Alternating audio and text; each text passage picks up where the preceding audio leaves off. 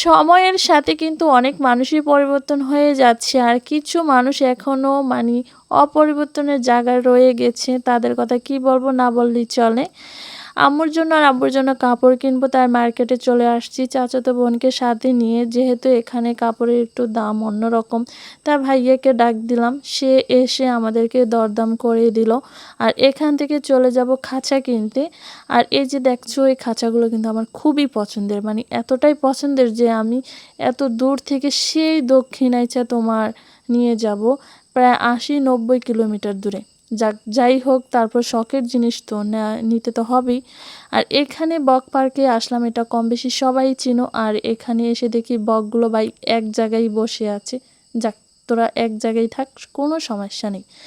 এখানে আবার দেখি ওমা, লাইট ৩-৪ কালার মিলে জ্বলতে আছে, ভালোই লাগছে আমার কাছে। আপু বলছে কি খাবা, তাই বললাম যে আপু ফুচকাই খাবো, যেহেতু আমার ফুচকা অনেক ভালো লাগে। তা আপু বলছে যে আচ্ছা ঠিক আছে খাও।